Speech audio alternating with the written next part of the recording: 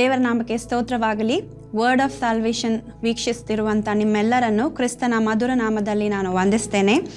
ಈ ದಿವಸ ನಾನು ಆಡಲಿಕ್ಕಿರುವಂಥ ದೇವರ ವಾಕ್ಯದ ಭಾಗ ಅದು ದೇವರ ಭಯ ಎಂಬ ಟಾಪಿಕ್ನ ಮೇಲೆ ಆಗಿದೆ. ದೇವರ ಭಯ. ಧರ್ಮೋಪದೇಶ ಕಾಂಡ 6ನೇ ಅಧ್ಯಾಯದ 24ನೇ ವಚನ ಹೀಗೆ ಹೇಳ್ತದೆ, ಯಾವಾಗಲೂ ಶುಭ ಉಂಟಾಗುವಂತೆಯೂ ಆತನು ಇಂದಿನಂತೆ ನಮ್ಮ ಪ್ರಾಣಗಳನ್ನು ಕಾಪಾಡುವಂತೆಯೂ ನಾವು ನಮ್ಮ ದೇವರಾದ ಯೆಹೋವನಿಗೆ ಭಯಭಕ್ತಿಯುಳ್ಳವರಾಗಿರಬೇಕು ಎಂಬುದಾಗಿ ವಚನ ಹೇಳ್ತದೆ. ನಾವು ದೇವರಿಗೆ ಭಯಭಕ್ತಿ ಉಳ್ಳವರಾಗಿರಬೇಕು. ಯಾಕಂತ ಹೇಳಿದರೆ ಯಾವಾಗಲೂ ನಮ್ಮ ಜೀವಿತದಲ್ಲಿ ಶುಭ ಉಂಟಾಗುವಂತೆ, ಮತ್ತು ಇನ್ನೊಂದು ಹೇಳ್ತದೆ, ನಮ್ಮ ಪ್ರಾಣವನ್ನು ಆತನು ಕಾಪಾಡುವಂತೆ ನಾವು ದೇವರಿಗೆ ಯಾವಾಗಲೂ ಭಯಭಕ್ತಿಯುಳ್ಳಂಥ ಜೀವಿತವನ್ನು ಮಾಡಬೇಕೆಂಬುದಾಗಿ ವಚನ ಹೇಳುವಂಥದ್ದಾಗಿದೆ. ಈಗ ಭಯಭಕ್ತಿಯುಳ್ಳವರಾಗಿರಬೇಕು ಅಂತ ಹೇಳುವಾಗ ಸತ್ಯವೇದದ ನಾವು ಆದಿಕಾಂಡದಲ್ಲಿ ನಾವು ನೋಡುವುದಾದರೆ ಯಾವ ವ್ಯಕ್ತಿಗಳು ದೇವರಿಗೆ ಭಯಭಕ್ತಿಯುಳ್ಳಂಥ ಜೀವಿತವನ್ನು ಮಾಡಲಿಲ್ವಾ ಅಥವಾ ದೇವರಿಗೆ ಭಯಪಡಲಿಲ್ವಾ, ಇಂಗ್ಲೀಷಲ್ಲಿ ಹೇಳ್ತದೆ ಫಿಯರ್ ಆಫ್ ದ ಲಾರ್ಡ್ ಅಂತ ಹೇಳ್ಕೊಂಡು, ಯಾರಿಗೆ ದೇವರ ಭಯ ಇರಲಿಲ್ವಾ ಅವರ ಜೀವಿತ ಏನಾಯಿತು ಮತ್ತು ಭಯಭಕ್ತಿ ಇದ್ದಂಥ ವ್ಯಕ್ತಿಗಳಿಗೆ ಏನಾಯಿತು ಅಂಥೇಳಿ ನಾವು ಆದಿಕಾಂಡದಿಂದ ನಾವು ನೋಡ್ತಾ ಬರ್ತೇವೆ. ಅಂತ ಹೇಳುವಾಗ ನೋಹನ ಜೀವಿತವನ್ನು ನಾವು ನೋಡುವಾಗ ಮತ್ತು ಸೊದೋಮ್ ಗೊಮರ ಈ ಸ್ಥಳದ ವಿಚಾರವನ್ನು ನಾವೆಲ್ಲರೂ ಕೂಡ ತಿಳಿದವರಾಗಿದ್ದೇವೆ. ನೋಹನ ಜೀವಿತವನ್ನು ನಾವು ನೋಡೋದಾದರೆ ಅವನ ಸಮಯದಲ್ಲಿ ಅನೇಕರು ದೇವರ ಭಯ ಇಲ್ಲದಂಥ ಜನರು ಇದ್ದರು. ಅವರು ದೇವರ ಭಯವಿಲ್ಲದಿದ್ದರಿಂದ ಅಲ್ಲಿ ಜಲಪ್ರಳಯ ಬಂದಾಗ ಎಲ್ಲರೂ ಕೂಡ ನಾಶವಾಗಿ ಹೋದದನ್ನು ನಾವು ನೋಡ್ತೇವೆ. ಆದರೆ ನೋಹನು ಆತನು ದೇವರೊಂದಿಗೆ ನಡೆಯುವಂಥ ವ್ಯಕ್ತಿಯಾಗಿದ್ದನು, ಆತನು ದೇವರಿಗೆ ಭಯಪಡುವಂಥ ವ್ಯಕ್ತಿಯಾಗಿದ್ದನು, ಆತನು ನೀತಿವಂತನಾಗಿದ್ದನಂತ ಹೇಳಿ ದೇವರ ವಚನ ಹೇಳ್ತದೆ. ಈ ರೀತಿಯಾಗಿ ಆತನು ಇದ್ದದ್ರಿಂದ ತನ್ನೊಂದಿಗೆ ಆತನು ತನ್ನ ಕುಟುಂಬವನ್ನು ಕೂಡ ರಕ್ಷಿಸಲಿಕ್ಕೆ ಸಹಾಯವಾಯಿತು. ದೇವರು ಆತನನ್ನು ನೋಡಿ ಆತನ ಕುಟುಂಬವನ್ನು ಕೂಡ ರಕ್ಷಿಸುವುದನ್ನು ನಾವು ನೋಡ್ತೇವೆ. ಅದೇ ರೀತಿಯಾಗಿ ಸೊದೋಮ್ ಗೊಮರ ಸ್ಥಳವನ್ನು ನಾವು ನೋಡುವಾಗ ಆ ಜನರು ಕೂಡ ದೇವರಿಗೆ ಭಯಪಡದೆ ಅವರು ಮಾಡ್ತಿದ್ದಂಥ ಕೆಲಸಗಳನ್ನು ದೇವರು ನೋಡಿ ಅವರನ್ನು ನಾಶ ಮಾಡ್ತಾರೆ. ಹೇಗೆ? ಅಗ್ನಿಯ ಮಳೆಯನ್ನು ಸುರಿಸಿ ಆ ಜನರನ್ನು ನಾಶಪಡಿಸ್ತಾರೆ. ಆದರೆ ಆ ಸಮಯದಲ್ಲಿ ಲೋಟನು ಆ ಸ್ಥಳದಲ್ಲಿ ಇರುವಾಗಲೂ ಕೂಡ ದೇವರು ಅಬ್ರಹಾಮನ ಮೇಲೆ ಇಟ್ಟಂಥ ಪ್ರೀತಿ ಮತ್ತು ಅಬ್ರಹಾಮನು ದೇವರನ್ನು ಪ್ರೀತಿಸ್ತಿದ್ದಂಥ ಮತ್ತು ದೇವರ ಭಯ ಆತನಿಗೆ ಇದ್ದದ್ರಿಂದ ಲೋಟನನ್ನು ಅಂದರೆ ಅಬ್ರಹಾಮನ ಕುಟುಂಬಸ್ಥನಾದಂಥ ಲೋಟನನ್ನು ಕೂಡ ದೇವರು ಬದುಕಿಸಿದನ್ನು ನಾವು ನೋಡ್ತೇವೆ. ಹಾಗೆ ನೋಡೋದಾದರೆ ದೇವರ ಭಯ ಇಲ್ಲದೆ ಇರುವಾಗ ಅವರ ಪರಿಸ್ಥಿತಿ ಏನಾಯಿತು ಮತ್ತು ದೇವರ ಭಯ ಇದ್ದಾಗ ಯಾವ ರೀತಿ ಅವರ ಪ್ರಾಣವು ಕಾಪಾಡಲ್ಪಟ್ಟಿತು ಮತ್ತು ಅವರಿಗೆ ಶುಭ ಉಂಟಾಯಿತು ಎಂಬುದನ್ನು ನಾವು ಸತ್ಯವೇದದಲ್ಲಿ ನೋಡುವವರಾಗಿದ್ದೇವೆ. ಹಾಗಿದ್ದರೆ ದೇವರ ಭಯ ಅಂತ ಹೇಳುವಾಗ ಏನಾಗಿದೆ? ದೇವರ ಭಯ ಅಂತ ಹೇಳುವಾಗ ದೇವರನ್ನು ನೋಡಿ ನಾವು ಗಡಗಡನೆ ಹೆದರಿ ನಡಗುವಂಥದ್ದಾಗಿದ್ದ. ದೇವರ ಭಯ ಅಂತ ಹೇಳುವಾಗ 2 ವಿಚಾರಗಳನ್ನು ನಾವಿಲ್ಲಿ ನೋಡ್ತೇವೆ. ಮೊದಲನೇದಾಗಿ ನೋಡ್ತೇವೆ, ನಾವು ನಮ್ಮ ದೇವರು ಏನಾಗಿದ್ದಾನೆ ಅಂತ ಹೇಳಿದರೆ ಆತನು ನಮ್ಮ ಸೃಷ್ಟಿಕರ್ತನು, ಆತನು ನಮ್ಮನ್ನು ಸೃಷ್ಟಿಸಿದಾತನು, ನಮ್ಮನ್ನು ಪ್ರೀತಿಸುವವನು ಮತ್ತು ನಮ್ಮನ್ನು ಕಾಪಾಡುವವನು. ಇದೆಲ್ಲವನ್ನು ನಾವು ದೇವರ ವಿಷಯವಾಗಿ ಕಲಿತುಕೊಳ್ಳುವಾಗ ದೇವರ ಮೇಲೆ ಬರುವಂಥ ಒಂದು ಪೂಜ್ಯ ಭಾವ ಮತ್ತು ಆತನ ಮೇಲೆ ಬರುವಂಥ ಪ್ರೀತಿ, ಆತನಿಗೆ ಇರುವಂಥ ಆರಾಧನೆ, ಆತನ ಮೇಲೆ ಇರುವಂಥ ಕಮಿಟ್ಮೆಂಟ್ ಮತ್ತು ಡೆಡಿಕೇಶನ್ ಇದೆಲ್ಲವೂ ಸೇರಿ ನಮಗೇನಾಗ್ತದೆ? ದೇವರ ಭಯವನ್ನು ತೋರಿಸ್ತದೆ. ಅಂತ ಹೇಳಿದರೆ ಆತನು ಏನಾಗಿದ್ದಾನೆ ಅದಕ್ಕೋಸ್ಕರ ನಾವು ದೇವರಿಗೆ ಭಕ್ತಿಯನ್ನು ತೋರಿಸುವಂಥದ್ದು, ನಮ್ಮ ಡಿವೋಷನನ್ನು ತೋರಿಸುವಂಥದ್ದು, ಆತನು ಏನಾಗಿದ್ದಾನೋ ನಮ್ಮ ಜೀವಿತದಲ್ಲಿ ಆತನು ಏನಾಗಿದ್ದಾನೆ ಮತ್ತು ಆತನು ಹೇಗೆ ನಮ್ಮನ್ನು ನಡೆಸ್ತಾನೆ ಇದನ್ನೆಲ್ಲವನ್ನು ನಾವು ಕಲಿಯುವಾಗ ಆತನ ಮೇಲೆ ಬರುವಂಥ ಒಂದು ಭಕ್ತಿ, ಅದೊಂದು ಭಯ, ಅದು ದೇವರ ಭಯವಾಗಿದೆ. ಇನ್ನೊಂದು ಕಡೆ ನಾವು ನೋಡುವಾಗ ಹೌದು ಆತನು ದಹಿಸುವ ಅಗ್ನಿ ಕೂಡ ಆಗಿದ್ದಾನೆ.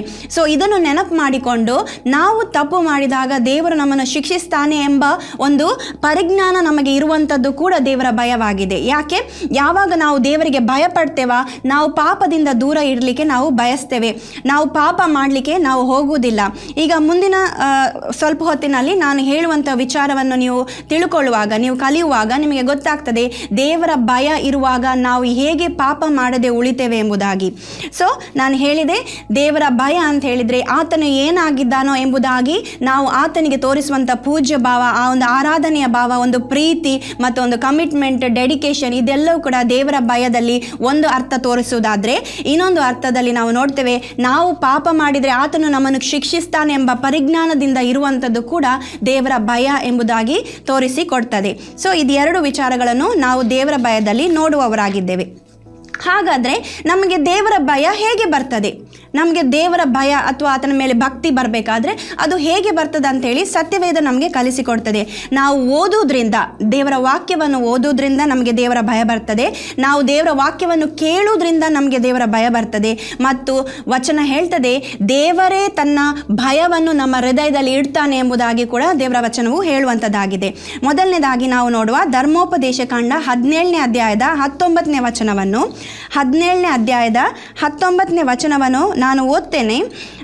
ಅವನು ಮದದಿಂದ ತನ್ನ ಸ್ವದೇಶದವರನ್ನು ಹೀಯಾಳಿಸದೆ, ಯೆಹೋವನ ಆಜ್ಞೆಯನ್ನು ಮೀರಿ ಎಡಬಲಕ್ಕೆ ತಿರುಗಿಕೊಳ್ಳದೆ, ತನ್ನ ದೇವರಾದ ಯೆಹೋವನಲ್ಲಿ ಭಯಭಕ್ತಿಯುಳ್ಳವನಾಗಿ ಈ ಧರ್ಮಶಾಸ್ತ್ರದ ಎಲ್ಲ ವಾಕ್ಯಗಳನ್ನು ವಿಧಿಗಳನ್ನು ಅನುಸರಿಸುವುದಕ್ಕೆ ಅಭ್ಯಾಸ ಮಾಡಿಕೊಳ್ಳುವಂತೆ ಈ ಗ್ರಂಥವು ಅವನ ಬಳಿಯಲ್ಲೇ ಇರಬೇಕು. ಅವನು ತನ್ನ ಜೀವಮಾನದ ದಿನಗಳೆಲ್ಲ ಅದರಲ್ಲಿ ಓದಿಕೊಳ್ಳುತ್ತಾ ಇರಬೇಕು. ಅವನು ತನ್ನ ಜೀವಮಾನದ ದಿನವೆಲ್ಲ ದೇವರ ವಾಕ್ಯವನ್ನು ಓದುತ್ತಾ ಇರಬೇಕು. ಯಾಕಂತೇಳಿದರೆ ಅವನು ಓದುವಾಗ ಅವನಿಗೆ ತಿಳಿತದೆ ದೇವರು ಯಾರು ಮತ್ತು ಆತನು ಏನು ಮಾಡಲಿಕ್ಕೆ ಶಕ್ತನಾಗಿದ್ದಾನೆ ಎಂಬುದಾಗಿ. ದೇವರ ವಿಷಯದಲ್ಲಿ ಅವನು ತಿಳಿದುಕೊಳ್ಳುವಾಗ ಅವನಿಗೆ ದೇವರ ಭಯ ಬರ್ತದೆ. ಸೊ ದೇವರ ಭಯ ಬರಬೇಕಾದ್ರೆ ಅವನು ಏನು ಮಾಡಬೇಕಂತ ವಚನ ಹೇಳ್ತದೆ, ಅವನ ಜೀವಮಾನ ಕಾಲವೆಲ್ಲ ಅವನು ದೇವರ ವಾಕ್ಯವನ್ನು ಓದಬೇಕು, ಆ ವಾಕ್ಯವನ್ನು ಆತನು ಅಭ್ಯಾಸಿಸಬೇಕು ಎಂಬುದಾಗಿ ಹೇಳ್ತದೆ. ಅದು ಮೊದಲನೇದಾದರೆ. ಎರಡನೇದು ಕೇಳುವುದರಿಂದ ಬರ್ತದೆ. ಹೇಗೆ? ಧರ್ಮೋಪದೇಶ ಕಾಂಡ 31ನೇ ಅಧ್ಯಾಯದ 12ನೇ ವಚನದಿಂದ 13ನೇ ವಚನ. ಅಲ್ಲಿ ವಚನ ಹೀಗೆ ಹೇಳ್ತದೆ. ಧರ್ಮೋಪದೇಶ ಕಾಂಡ 31ನೇ ಅಧ್ಯಾಯ ವಚನ 12ರಿಂದ 13 ಹೀಗೆ ಹೇಳ್ತದೆ, ಜನರೆಲ್ಲರೂ ಈ ಧರ್ಮಶಾಸ್ತ್ರವನ್ನು ಕೇಳಿ ತಿಳಿದುಕೊಳ್ಳುವಂತೆ ಸ್ತ್ರೀ ಪುರುಷರನ್ನು ಮಕ್ಕಳನ್ನು ನಿಮ್ಮ ಊರುಗಳಲ್ಲಿರುವ ಅನ್ಯರನ್ನು ಕೂಡಿಸಬೇಕು. ಆಗ ಅವರು ತಮ್ಮ ದೇವರಾದ ಯೆಹೋವನಲ್ಲಿ ಭಯಭಕ್ತಿಯುಳ್ಳವರಾಗಿ ಈ ಧರ್ಮಶಾಸ್ತ್ರದ ನಿಯಮಗಳನ್ನು ಅನುಸರಿಸಿ ನಡೆಯುವರು. ಸೊ ಹೇಗೆ ಬರ್ತದೆ ಅಂತ ಹೇಳಿದರೆ, ಅವರು ಕೇಳಿ ತಿಳಿದುಕೊಳ್ಳುವಂತೆ. ಅವ್ರು ಏನು ಮಾಡಬೇಕಂತೆ ವಚನ ಹೇಳ್ತದೆ, ಒಬ್ಬರು ಓದ್ತಾ ಇರ್ತಾರೆ, ಆಗ ಇನ್ನೊಬ್ರು ಏನು ಮಾಡಬೇಕು, ಅಲ್ಲಿದ್ದಂಥ ಸ್ತ್ರೀ ಪುರುಷರು ಅವರು ಓದುವಂಥ ವ್ಯಕ್ತಿಯನ್ನು ಕೇಳಬೇಕು. ಅಂದರೆ ಅವರು ಧರ್ಮಶಾಸ್ತ್ರ ಓದ್ತಾ ಇರುವಾಗ ಈ ಸ್ತ್ರೀ ಪುರುಷರು ಏನು ಮಾಡಬೇಕು, ಕೇಳಿ ತಿಳ್ಕೊಳ್ಬೇಕು. ಅವರು ಕೇಳುವಂಥ ಸಮಯದಲ್ಲಿ ಅವರಿಗೆ ಏನು ಬರಲಿಕ್ಕೆ ಸಾಧ್ಯತೆ ಉಂಟಂತ ವಚನ ಹೇಳ್ತದೆ, ದೇವರ ಭಯಭಕ್ತಿ ಅವರಲ್ಲಿ ಬರ್ತದೆ ಎಂಬುದಾಗಿ ಹೇಳ್ತದೆ. ಸೊ ಮೊದಲನೇದಾಗಿ ನಾನು ಹೇಳಿದೆ, ಓದುವುದರಿಂದ ಅವರಿಗೆ ದೇವರಲ್ಲಿ ಭಯಭಕ್ತಿ ಬರ್ತದೆ. ಎರಡನೇದಾಗಿ ಅವರು ದೇವರ ವಾಕ್ಯವನ್ನು ಕೇಳುವುದರಿಂದ ಮತ್ತು ತಿಳ್ಕೊಳ್ಳೋದ್ರಿಂದ ಅವರಿಗೆ ದೇವರ ಭಯ ಬರ್ತದೆ. ಮೂರನೇದಾಗಿ ನಾವು ನೋಡ್ತೇವೆ ಯೆರೆಮೀಯ 32ನೇ ಅಧ್ಯಾಯದ 40ನೇ ವಚನ.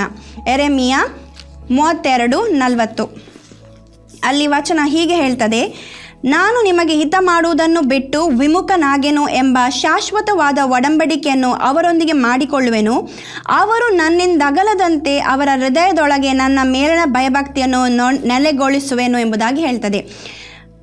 ನನ್ನ ಮೇಲಣ ಭಯಭಕ್ತಿಯನ್ನು ನೆಲೆಗೊಳಿಸುವೆನು ಅಂತೇಳಿದರೆ, ನಾವು ದೇವರಿಂದ ದೂರವಾಗಬಾರ್ದಂತೇಳಿ ದೇವರೇ ತನ್ನ ಭಯಭಕ್ತಿಯನ್ನು ನಮ್ಮ ಹೃದಯದಲ್ಲಿ ನೆಲೆಗೊಳಿಸ್ತಾನೆ ಎಂಬುದಾಗಿ ದೇವರ ವಾಕ್ಯವು ಇಲ್ಲಿ ಹೇಳ್ತದೆ. ಎಷ್ಟು ಒಳ್ಳೆಯ ದೇವರು ನಮ್ಮ ದೇವರಾಗಿದ್ದಾನೆಂದರೆ, ನಾವು ಆತನನ್ನು ಎದುರು ಹಾಕಬಾರ್ದು ಮತ್ತು ನಾವು ಆತನಿಗೆ ಅಗೇನ್ಸ್ಟ್ ಆಗಬಾರ್ದು, ನಾವು ಆತನಿಂದ ದೂರವಾಗಬಾರ್ದು, ಅಗಲಿ ಹೋಗಬಾರ್ದು ಅಂತ ಹೇಳ್ಕೊಂಡು ವಚನ ಹೇಳ್ತದೆ. ದೇವರೇ ತನ್ನ ಭಯಭಕ್ತಿಯನ್ನು ನಮ್ಮ ಹೃದಯದಲ್ಲಿ ಇಡ್ತಾನೆ ಎಂಬುದಾಗಿ ವಚನ ಹೇಳುವಂಥದ್ದಾಗಿದೆ. ಸೊ ದೇವರ ಭಯ ಹೇಗೆ ಬರ್ತದೆ? ನಾವು ದೇವರ ವಾಕ್ಯವನ್ನು ಅನುದಿನವೂ ಅಭ್ಯಾಸಿಸೋದ್ರಿಂದ, ಓದುವುದರಿಂದ ಬರ್ತದೆ. ಎರಡನೇದಾಗಿ ಹೇಳಿದೆ ನಾನು, ದೇವರ ವಾಕ್ಯವನ್ನು ನಾವು ಕೇಳಿ ತಿಳ್ಕೊಳ್ಳೋದ್ರಿಂದ ದೇವರ ಮೇಲೆ ನಮಗೆ ಭಯಭಕ್ತಿ ಬರ್ತದೆ. ಮೂರನೇದಾಗಿ ನಾವು ನೋಡ್ತೇವೆ, ದೇವರು ತಾನೇ ತನ್ನ ಭಯಭಕ್ತಿಯನ್ನು ನಮ್ಮ ಹೃದಯದಲ್ಲಿ ಇಡ್ತಾನೆ. ಯಾಕಂತೇಳಿದರೆ ನಾವು ಆತನಿಂದ ಅಗಲಿ ಹೋಗಬಾರ್ದೆಂಬುದಾಗಿ. ಅಷ್ಟು ಒಳ್ಳೆಯ ದೇವರು ನಮ್ಮ ದೇವರಾಗಿದ್ದಾನೆ. ಈಗ ನಾನೊಂದು ಇನ್ಸಿಡೆಂಟನ್ನು ಸತ್ಯವೇದದಿಂದ ಹೇಳ್ತೇನೆ. ಆವಾಗ ನಮಗೆ ಗೊತ್ತಾಗ್ತದೆ ದೇವರ ಭಯ ಇದ್ದಂಥ ವ್ಯಕ್ತಿಗಳು ಪಾಪ ಮಾಡದೇ ಇದ್ದಾಗ ಅವರಿಗೆ ಸಿಕ್ಕಿದಂಥ ಆಶೀರ್ವಾದ ಏನಾಗಿತ್ತೆಂಬುದಾಗಿ. ನಾವು ವಿಮೋಚನ ಕಾಂಡ 1ನೇ ಅಧ್ಯಾಯವನ್ನು ನೋಡುವ. ವಿಮೋಚನ ಕಾಂಡ 1ನೇ ಅಧ್ಯಾಯದಲ್ಲಿ ಒಂದು ಇನ್ಸಿಡೆಂಟ್ ಉಂಟು. ಇಲ್ಲಿ ಅದನ್ನು ನಾನು ಹೇಳ್ತೇನೆ. ಅದರ ಮೊದಲು ಒಂದು ಸಣ್ಣ ಇಂಟ್ರೋ ನಾನು ಕೊಡ್ತೇನೆ. ಅದರ ಮೊದಲು ಏನಂತ ಹೇಳಿದರೆ, ಯೋಸೆಫನ ವಿಷಯದಲ್ಲಿ ಆದಿಕಾಂಡದ ಕೊನೆಯಲ್ಲಿ ನಾವು ನೋಡ್ತೇವೆ, ಯೋಸೆಫನು ಆತನು ಸತ್ತು ಹೋಗ್ತಾನೆ. ಯೋಸೆಫನು ಏನಾಗಿದ್ನು, ಅವನು ಐಗುಪ್ತ ದೇಶದ ಸರ್ವಾಧಿಕಾರಿ ಆಗಿದ್ದನು. ಅವನು ಸರ್ವಾಧಿ ಆದಂಥ ಕಾಲದಲ್ಲಿ ಅವನು ತನ್ನ ತಂದೆ ಯಾಕೋಬ ಮತ್ತು ಅಣ್ಣಂದಿರನ್ನು ಅವನೇನು ಮಾಡ್ತಾನೆ, ಐಗುಪ್ತ ದೇಶಕ್ಕೆ ಕರೆದುಕೊಂಡು ಬರ್ತಾನೆ. ಯಾಕಂದರೆ ಅವರಿಗೆ ಬರ ಬಂದಿತ್ತು, ಆಹಾರಕ್ಕೆ ಕಷ್ಟವಾಗಿತ್ತು. ಆ ಸಮಯದಲ್ಲಿ ಆತನ ಏನು ಮಾಡ್ತಾನೆ, ತನ್ನ ಕುಟುಂಬಸ್ಥರನ್ನು ಅವನು ಗೋಷನ್ ಸೀಮೆ, ಐಗುಪ್ತ ದೇಶದ ಗೋಷನ್ ಸೀಮೆಯಲ್ಲಿ ಆತನು ಇಟ್ಟು ಅವರನ್ನಲ್ಲಿ ಸಾಕ್ತಿರ್ತಾನೆ. ಆಗ ಏನಾಗ್ತದೆ, ಈ ಆದಿಕಾಂಡ ಎಂಡ್ ಆಗುವಾಗ ನಾವು ನೋಡ್ತೇವೆ ಅವನು ಸತ್ತು ಹೋಗ್ತಾನೆ. ಅದರ ನಂತರ ಅಲ್ಲಿ ಏನಾಗ್ತದೆ, ಗೋಷನ್ ಸೀಮೆಯಲ್ಲಿ ಇಸ್ರಾಯೇಲ್ ಜನರು ಏನಾಗ್ತಾ ಇರ್ತಾರೆ ಅಂತ ಹೇಳಿದ್ರೆ ಅವರು ಇನ್ಕ್ರೀಸ್ ಆಗ್ತಾ ಇರ್ತಾರೆ, ಅವರ ಪಾಪ್ಯುಲೇಷನ್ ಅದು ಬೆಳೀತಾ ಹೋಗ್ತದೆ. ಆಗ ವಿಮೋಚನ ಕಾಂಡ 1ನೇ ಅಧ್ಯಾಯಕ್ಕೆ ನಾವು ಬರುವಂಥ ಸಮಯದಲ್ಲಿ ಅಲ್ಲಿ 8ನೇ ವಚನವನ್ನು ನೀವು ನೋಡೋದಾದ್ರೆ ವಚನ ಹೇಳ್ತದೆ, 1ನೇ ಅಧ್ಯಾಯದ 8ನೇ ವಚನ, ತರುವಾಯ ಯೋಸೇಫನನ್ನು ಅರಿಯದ ಬೇರೊಬ್ಬ ಅರಸನು ಐಗುಪ್ತ ದೇಶಕ್ಕೆ ಆಳಿಕೆಗೆ ಬರ್ತಾನೆ ಅಂತ ಹೇಳ್ಕೊಂಡು, ಯೋಸೇಫನನ್ನು ತಿಳಿಯದಿರುವಂಥ, ಸೊ ಅವನಿಗೆ ಗೊತ್ತಿಲ್ಲ ಯಾಕೆ ಈ ಇಸ್ರಾಯೇಲ್ ಜನರು ಗೋಷನ್ ಸೀಮೆಯಲ್ಲಿ ಇದ್ದಾರೆ ಅಂತ ಹೇಳ್ಕೊಂಡು ಅವರಿಗೆ ಗೊತ್ತಿಲ್ಲ. ಸೊ ಇಂಥ ಒಂದು ಅರಿಯದೇ ಇರುವಂಥ ಒಂದು ಅರಸನು ಅಲ್ಲಿ ಬರ್ತಾನೆ. ಅವನ ಮೈಂಡಲ್ಲಿ ಏನು, ಅವನ ತಲೆಯಲ್ಲಿ ಏನು ಉಂಟು ಅಂತ ಹೇಳಿದ್ರೆ, ಈ ಇಸ್ರಾಯೇಲ್ ಜನರು ಐಗುಪ್ತದಲ್ಲಿ ದೇಶದಲ್ಲಿ ಇದ್ದುಕೊಂಡು ಅವರೇನಾಗ್ತಿದ್ದಾರೆ, ನಂಬರಲ್ಲಿ ಇನ್ಕ್ರೀಸ್ ಆಗ್ತಿದ್ದಾರೆ, ಅವರ ಪಾಪ್ಯುಲೇಷನ್ ಇನ್ಕ್ರೀಸ್ ಆಗ್ತಾ ಉಂಟು. ಸೊ ಇವರು ಹೀಗೆ ಬೆಳಿಲಿಕ್ಕೆ ಇವರನ್ನು ಬಿಟ್ಟರೆ ಇವರೇನಾಗ್ತಾರೆ ಅಂತ ಹೇಳಿದ್ರೆ, ಒಂದು ದಿನ ನಮ್ಮ ಶತ್ರುಗಳೊಂದಿಗೆ ಸೇರಿಕೊಂಡು ನಮ್ಮನ್ನೇ ಇವರು ಸೋಲಿಸಿ ಇವರೇ ಹೆಚ್ಚಾಗ್ತಾರೆ, ಇವರೇ ಬಲಗೊಳ್ತಾರೆ ಎಂಬುದಾಗಿ ಆತನು ಆಲೋಚಿಸ್ತಾನೆ, ಆತನು ಭಯ ಪಡ್ತಾ ಇರ್ತಾನೆ. ಸೊ ಆ ಸಮಯದಲ್ಲಿ ಅವನೇನು ಮಾಡ್ತಾನೆ, ಒಂದು ಆಲೋಚನೆ ಮಾಡ್ತಾನೆ, ಮೊದಲನೇದೊಂದು ಪ್ಲಾನ್ ಮಾಡ್ತಾನೆ. ಆ ಪ್ಲಾನ್ ಏನಾಗಿತ್ತಂದರೆ, ಸರಿಯಾಗಿ ಇವರಿಗೆ ಬಿಟ್ಟಿ ಕೆಲಸ ಮಾಡಿಸಬೇಕು, ಇವರನ್ನು ಸರಿಯಾಗಿ ಇಟ್ಟಿಗೆ ಕೆಲಸ, ಬಿಸಿ ಕೆಲಸವನ್ನು ಮಾಡಿಸಿದಾಗ ಇವರೇನಾಗ್ತಾರೆ, ಇವರು ಟಯರ್ಡ್ ಆಗ್ತಾರೆ, ಇವರು ಹಾಗೆ ಸತ್ತು ಹೋಗ್ತಾರೆ ಅಂತೇಳಿ ಆಲೋಚನೆ ಮಾಡಿ ವಾಕ್ಯ ಹೇಳ್ತದೆ ಅಲ್ಲಿ 12ನೇ ವಚನದಲ್ಲಿ, ಅವನು ಸರಿಯಾಗಿ ಅವರಿಗೆ ಕೆಲಸ ಮಾಡಿಸ್ತಿದ್ದಂತೆ, ಇಟ್ಟಿಗೆಯ ಕೆಲಸವನ್ನು. ಅಂದರೆ ಆ ಬಿಸಿ ಅವರಿಗೆ ತಾಳ್ಲಿಕ್ಕೆ ಆಗುದಿಲ್ಲ. ಸೊ ತುಂಬ ಘೋರವಾದಂಥ ಕಠೋರವಾಗಿ ಅವರ ಹತ್ರ ಕೆಲಸ ಮಾಡಿಸ್ತಿದ್ದಾನೆ ಅಂತ ಹೇಳಿ ವಚನಗಳು ಹೇಳ್ತದೆ, ಅಲ್ಲಿ ನೀವು ಓದಬಹುದು. ಸೊ ಆದರೂ ಕೂಡ ಅವನೇನಿಸ್ತಾನೆ, ಈ ರೀತಿಯಾಗಿ ಅವರು ಕಠೋರವಾಗಿ ಅವರಿಗೆ ಕಷ್ಟ ಕೊಟ್ಟು ಕೆಲಸ ಮಾಡಿಸುವಾಗ ಇವರು ಇಲ್ಲವಾಗಿ ಹೋಗ್ತಾರೆ ಅಂತೇಳಿ. ಆದರೆ ಅಲ್ಲಿ ವಚನ ಹೇಳ್ತದೆ ನೋಡಿ, 12ನೇ ವಚನದಲ್ಲಿ, ಐಗುಪ್ತ್ಯರು ಅವರನ್ನು ಎಷ್ಟು ಉಪದ್ರವ ಪಡಿಸಿದರೂ ಅವರು ಅತ್ಯಧಿಕವಾಗಿ ಹೆಚ್ಚಿ ಹರಡಿಕೊಂಡದ್ದರಿಂದ ಐಗುಪ್ತ್ಯರು ಇಸ್ರಾಯೇಲ್ಯರ ವಿಷಯದಲ್ಲಿ ಸಹಿಸಲಾರದಷ್ಟು ಹೆದರಿಕೆ ಉಳ್ಳವರಾದರು ಅಂತ ಹೇಳ್ಕೊಂಡು, ಎಷ್ಟೇ ಇವರಿಗೆ ಕಷ್ಟ ಕೊಟ್ಟರು ಕೂಡ ಈ ಇಸ್ರಾಯೇಲ್ ಜನರು ಏನಾಗ್ತಿದ್ರಂತೆ, ಇವರು ಬೆಳೀತಾ ಹೋದ್ರು ಅಂತ ಹೇಳ್ಕೊಂಡು ಅಲ್ಲಿ ವಚನ ಹೇಳ್ತದೆ. ಅವರು ಹೆಚ್ಚಾಗ್ತಾ ಹೋದ್ರು. ಆಗ ಇವರಿಗೆ ಹೆದರಿಕೆ ಶುರು ಆಗ್ತದೆ, ಇವರೇನು ಇಷ್ಟು ಕಷ್ಟ ಕೊಟ್ಟರು ಸಹ, ಇಷ್ಟು ಕಠೋರವಾಗಿ ಇವರನ್ನು ಟ್ರೀಟ್ ಮಾಡಿದ್ರು ಕೂಡ ಇವರು ಬೆಳೀತಾ ಇದ್ದಾರಲ್ಲ ಅಂತ ಹೇಳ್ಕೊಂಡು ಅವರಿಗೆ ಆಲೋಚನೆ ಬರ್ತದೆ. ಆಗ ಅವನು ಇನ್ನೊಂದು ಎರಡನೇ ಪ್ಲಾನ್ ಮಾಡ್ತಾನೆ. ಮೊದಲನೇದಾಗಿ ಕಷ್ಟ ಕೊಟ್ಟು ಅವರನ್ನು ಹೇಗಾದರೂ ಸಾಯಿಸುವ ಅಂದ್ಕೊಳ್ತಾನೆ.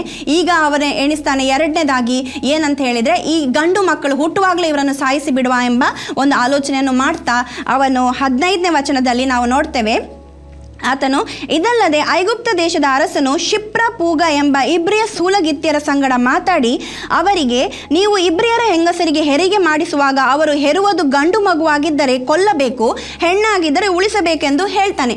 ಈಗ ನಾವಿಲ್ಲಿ ನೋಡ್ತೇವೆ, ಈ ಅರಸನು ಏನು ಮಾಡ್ತಾನೆ ಅಂತ ಹೇಳಿದ್ರೆ, 2 ಸೂಲಗಿತ್ತಿಯರು, ಅವರ ಹೆಸರು ಶಿಪ್ರ ಮತ್ತು ಪೂಗ. ಓಕೆ, ಈ ಶಿಪ್ರ ಮತ್ತು ಪೂಗ ಅವರು ಸೂಲಗಿತ್ತಿಯರಾಗಿದ್ದರು. ಸೂಲಗಿತ್ತಿಯರು ಅಂತ ಹೇಳಿದರೆ ಮಿಡ್ವೈಫ್ನವರು. ಮಿಡ್ವೈಫ್ ಅಂತ ಹೇಳಿದರೆ ಹೆರಿಗೆ ಮಾಡಿಸುವವರು.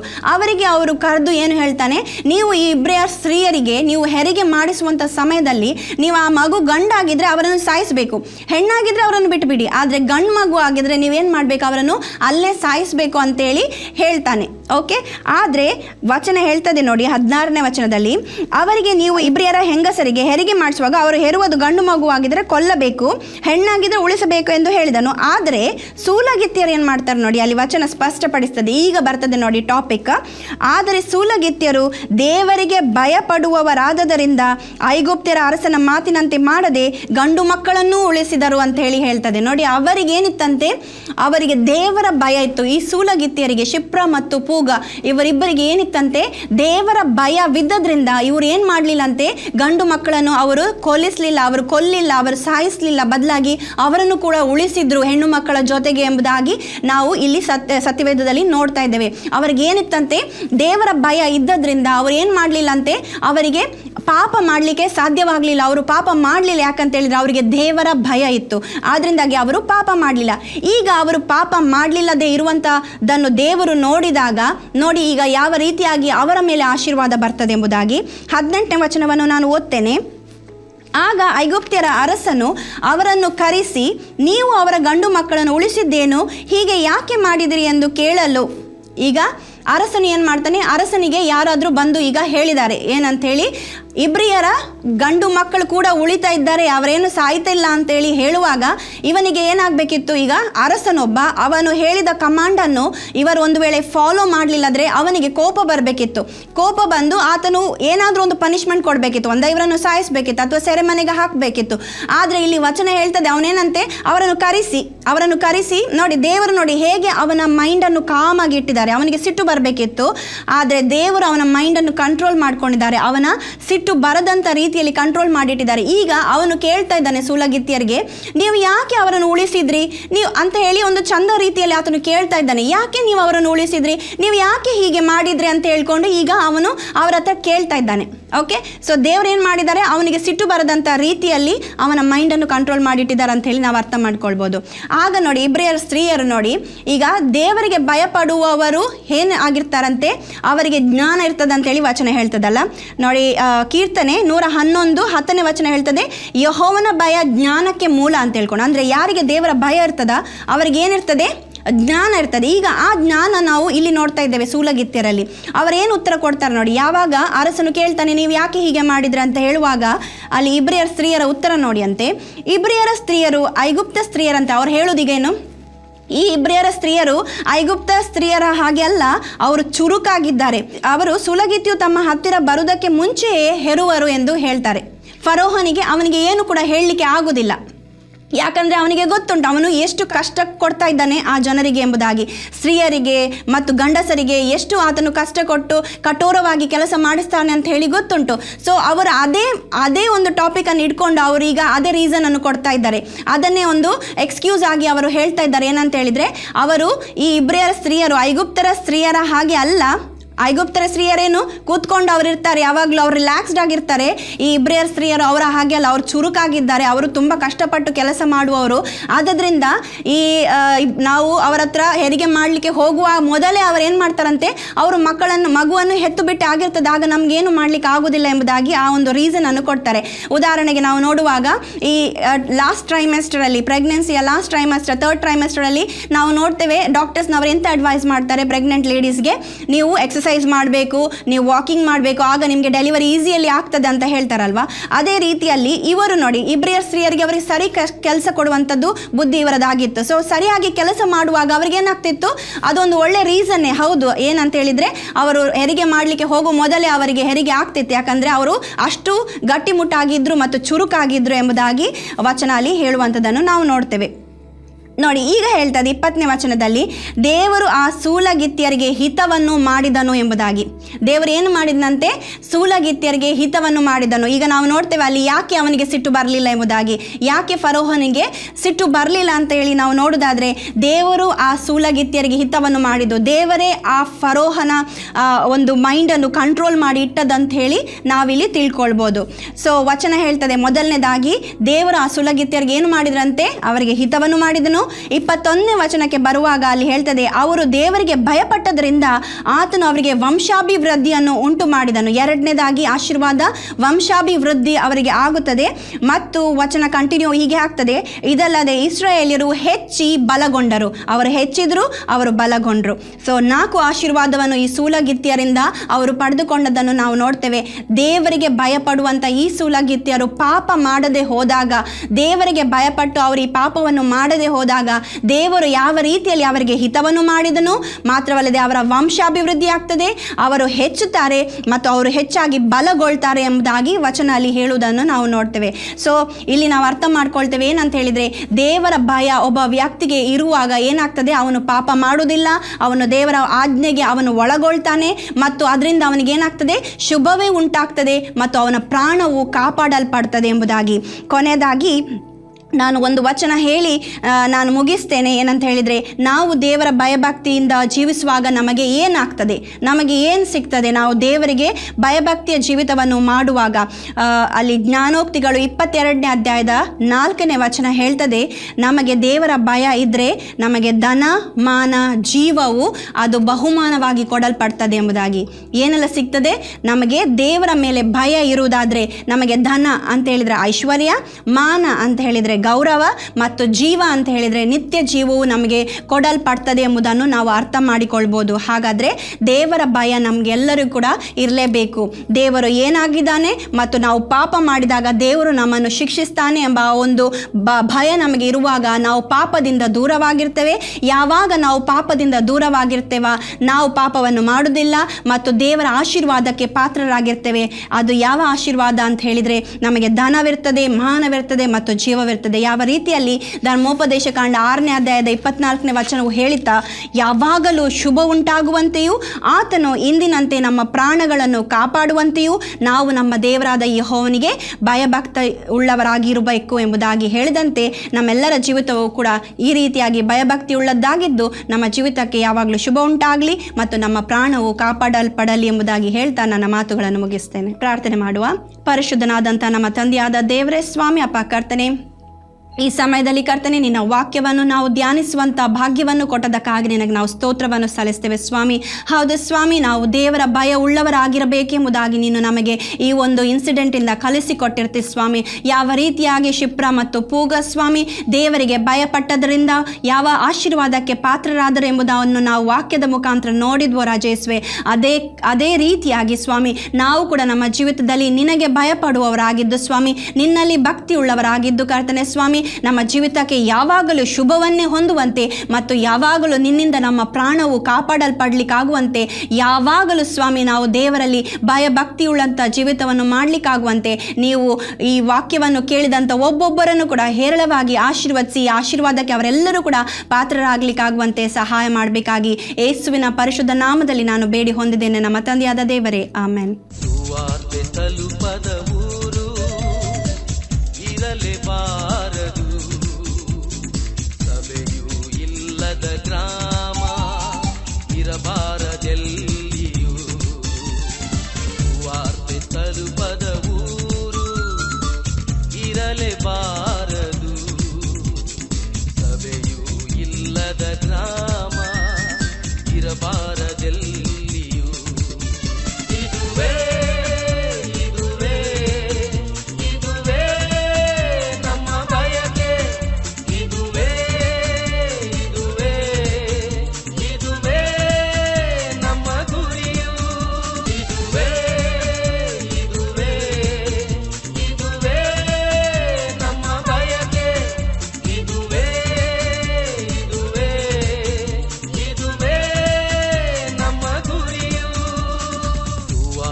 ತಲುಪದ ಊರು ಇರಲೇಬಾರದು ಸಭೆಯೂ ಇಲ್ಲದ ಗ್ರಾಮ ಇರಬಾರದೆಲ್ಲಿಯೂ, ವಾರ್ತೆ ತಲುಪದ